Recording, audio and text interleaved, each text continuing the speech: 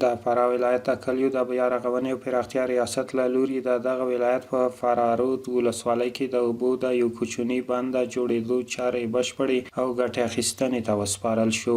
د اوبو دغه کوچنی بند 42 متره اوږدوالی، 15 متره لوړوالی او د 9000 متر مکعب اوبو د ذخیره کولو وړتیا لري. د دغه بند د جوړیدو پر مهال لسګونو کسانو ته د کار زمینه برابره شوې وه.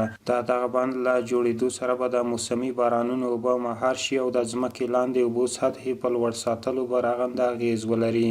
د یادونې وړ ده چې د کلیو د بیا رغونې او پراختیا وزارت د هیواد په بیلابیلو ولایتونو او سیمو کې دا ډول عامل منفعه پروژې د خلکو د اړتیاوو سره سمې پلي کړي دي چې د خلکو په ورځني ژوند کې د پام وړ ښې اسانتیاوې رامنځته کړي دي او دا ډول پروژې د پلي کېدو لړۍ دوام لري.